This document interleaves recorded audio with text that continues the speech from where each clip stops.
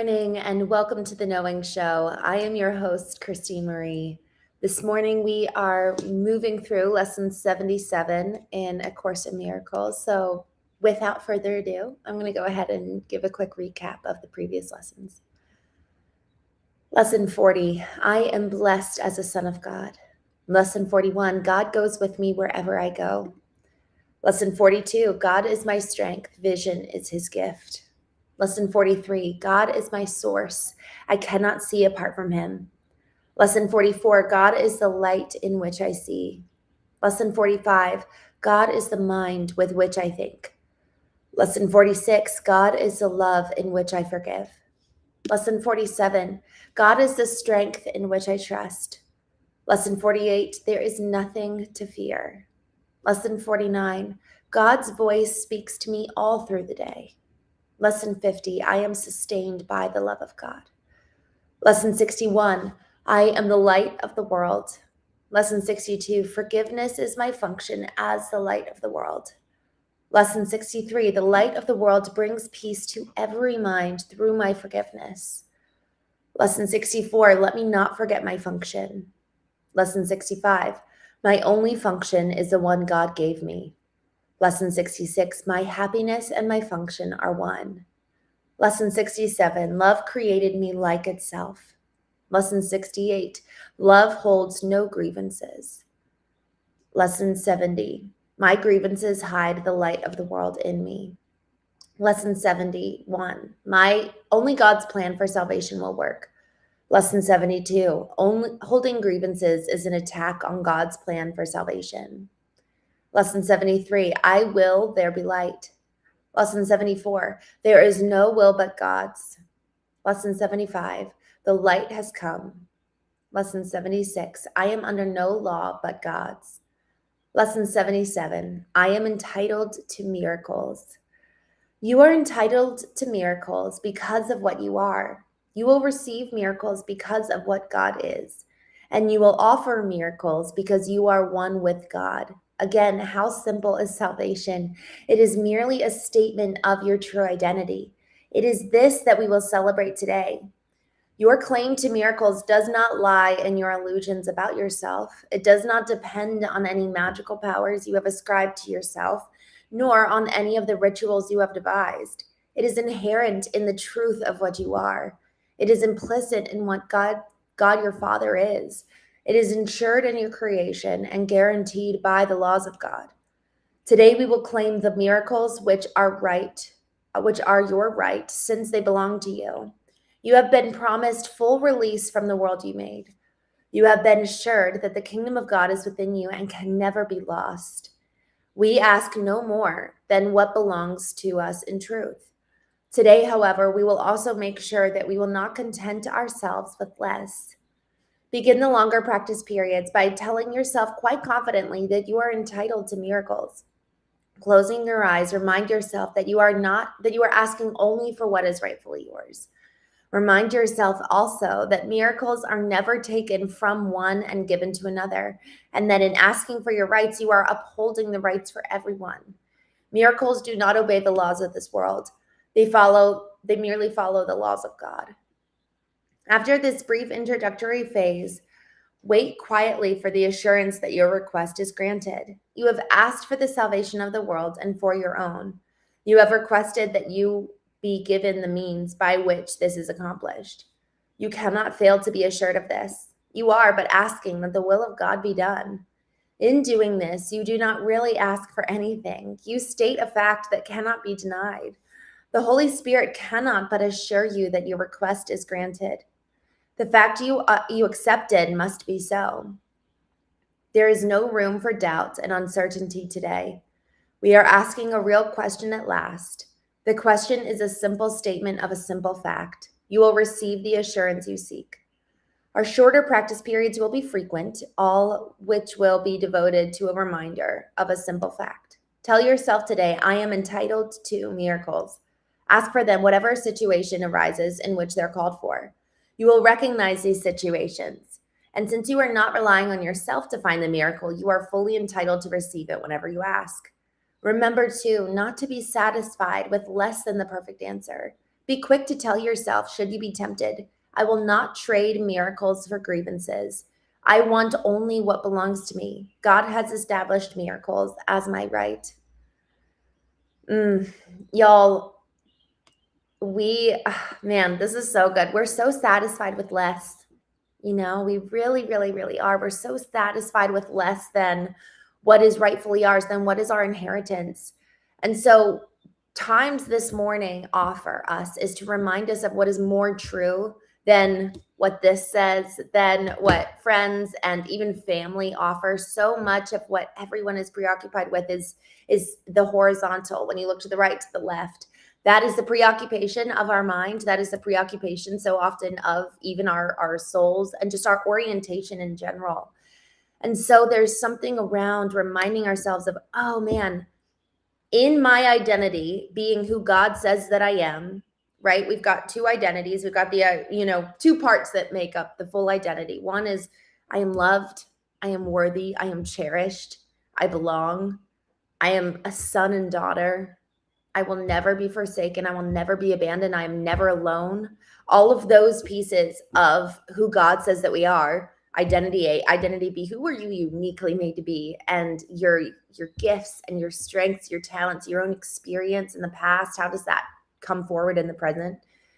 Together, that's what makes your identity. But y'all, if we don't know identity A, if we're so preoccupied in identity B, or worse, occupied in what other people tell us in terms of who we are, our value, what our contributions are to the world, we cannot claim there's an heirship, that we have an inheritance by way of being a son and daughter of a king.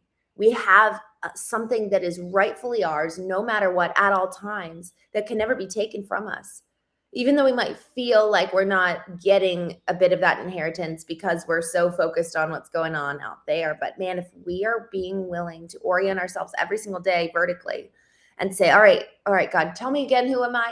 And just really being curious and being willing to walk in the fullness and fulfillment of that identity. Because the thing is that, man, if we're going to walk according to who we are, there's going to be a power that comes with that. There's going to be a presence that comes with that. Lesson 60 says, I am the light of the world. And so walking in the fullness of that identity is a brightness and taking up space and ushering in a light into rooms where perhaps even previously there wasn't one because people weren't walking in their identity.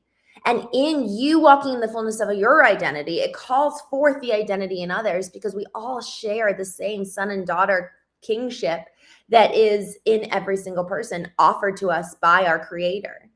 And with that, with us walking in our identity, we get the inheritance that comes with it, which is miracles. And miracles cannot work in concert with grievances. There's a trade-off, right? So if we start walking in grievances and holding on tightly to other people for pay me what you owe me, they are not free, and we are not free to receive the inheritances that are ours. And so the question is, what are we going to trade for our inheritance today? What are we going to trade for that identity of loved, cherished, belonging, wanted? It's so easy. Actually, I think for most of us, we have a core experience that happened at some point in our lives, and a narrative came from that. So for me, when I think I was 6 years old, it wasn't anything massive. I just remember two instances. I was 6 years old and 9 years old. 6 years old, I'm rollerblading all by myself. Maybe I was 7. And I fell down. It was like probably 6 p.m. or 6:30. It was getting dark out. And I fell down and skinned myself pretty bad. And I started to cry. And I think I had invited my older siblings to go with me, and nobody had wanted to go. And so there was just this overwhelming sense of loneliness for little Christine. And in that moment of just getting hurt and being alone, you learn a narrative around the world. When I was 9 years old, I don't remember what happened before that, but a narrative officially formed. I was sitting in my bedroom looking out the window and said, all right, it's me and God against the world. And just really solidified in me, I am alone, and I'm actually not like I'm not wanted by my siblings loved me, but I have my two little siblings and then my older three siblings, and I was just kind of awkwardly in the middle. So this feeling of not being wanted started in me when I was, 6, 7 years old.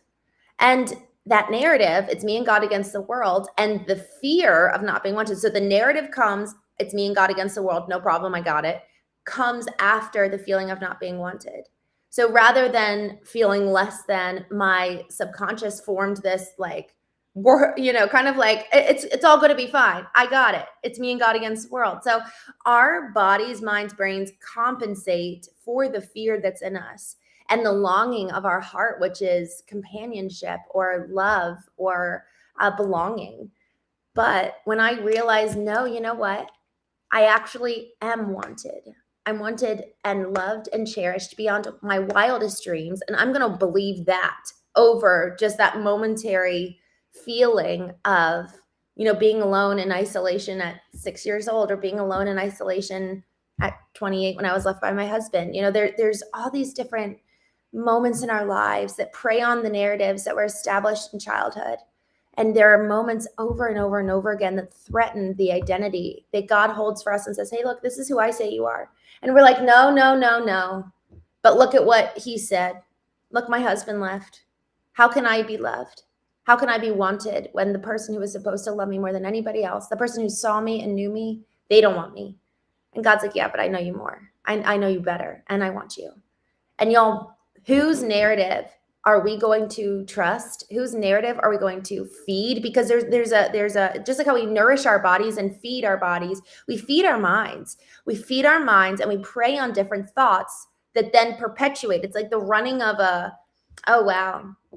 All right, so I had this I forgot about this. I had this, I guess you could call it kind of like a vision one time. I just had this thought of, when you go and you have like a, I don't even know what it's called. There's like a spick and there's like, let's say a pig roast, and you've got the fire underneath and the pig is spitting on the roast. And usually it's hooked up to something that is like, I guess, going, that makes it, the spick actually turn. So you've got the fire, you've got the spick, and then you've got the actual mechanics that are causing the spick to move.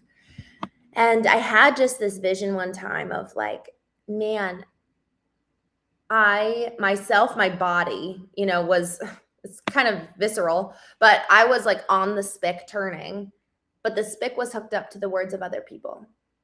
And like their words, their thoughts about me, their opinions of me were rotating my own, like effectively my own disillusionment of myself, and guys, how much of us are sourced from the external, finding our worth, finding our meaning, finding the or lack thereof by what other people say versus returning to the truth.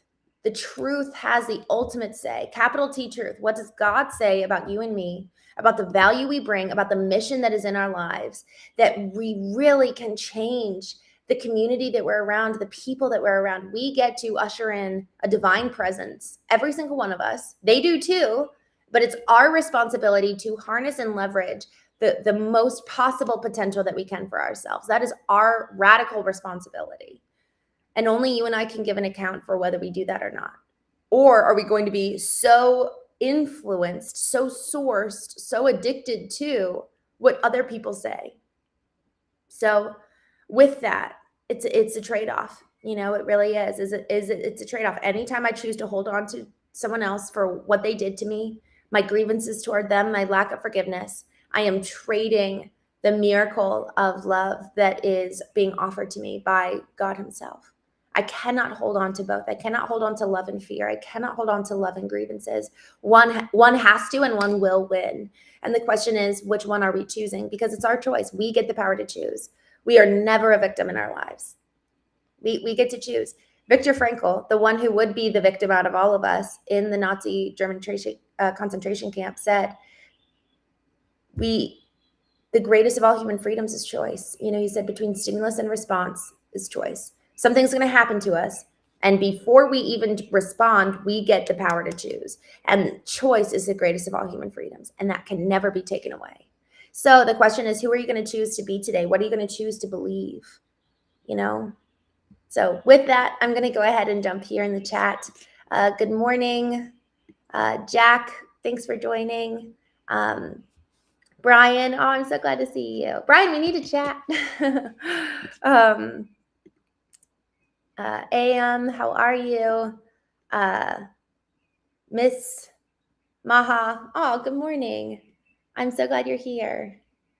Farishta, thanks for joining. Kareem, Two Top, hello.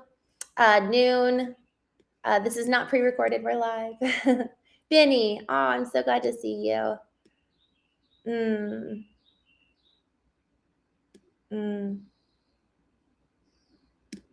I'm with you, Benny. David, good morning. Thank you so much for joining. AJ, oh, I'm glad to see you. It's been a while. Northern Ireland conflict videos. Good morning from Belfast. Hey, I'm so glad you're here. Lucky, good morning. Jeff, thank you guys so much for joining. Joe, good morning. Blurred Lines, AS. Big Sam, good morning. George Little, thanks for hanging out with us. Brian, Benny, Chris Steer, good morning. 80. I love this. Gang crew, good morning. Just jumping through. Let me see. Oh, People Appeal says like and subscribe. Thank you. Y'all, I am going to just let you guys know a few quick things before we jump off. We are going to be playing trivia tonight, which I'm super, super excited. So in the morning, we end up actually having these conversations as we're all here. But in the evening, we go live. Actually, we're stopping going live. We stopped this Sunday on the Knowing Podcast channel, and we're only going live on Christene Marie. So for those of you who want to come hang out with us and play trivia tonight, we're playing trivia at 7:45 p.m. Eastern. And would love to have you guys. I'm going to drop the link here in the chat. We're only going live in the evenings. We've got an evening show. But tonight, it's all fun and games. So I love that. Let me just see. Can we get Fixed Gear says, can we get a story time? I asked me what kind of story you want to talk about, and I'm happy to do that. But we will hop off here in a few minutes. Wick Vegas says, did you have hangover for St. Patrick's Day? I had a very not St. Patrick's Day event. I was planning to actually go grocery shopping, which is, not the most festive thing to do on St. Patrick's Day. Ended up getting tacos on St. Patrick's Day. But I did get a marg. That was fun. They were really, really good. Actually, I got more of a quesadilla, but Monotone Runner, good morning, says, how many lessons are there in this book? There are 365. So we're doing a lesson every single day. For those of you who want to join the Knowing Show in the evening, where we'll talk more about, honestly, a lot of just different topics. We talked about fasting the other day and the benefits of that. Last night, we talked about how you actually don't really want to be loved. And tonight are playing, what are we playing? Trivia. So we are going live on the Knowing Podcast only for A Course in Miracles at this point, but on Christene Marie, we're going live every evening. So PD Storm, good morning. James Bittner, hello, James from Florida. Nice. Colin for you. I love that. Bless everyone in this chat. I love it. Shalom and agape, Amber says. Tension Drive. Ruben, good morning. Hope everyone has a blessed day. Viking Floyd, hello. The Dodless. Good morning. All right. Winston, another color in your hair. It's so funny. I don't know what's happening. It could be the lighting. I think that's probably what it is.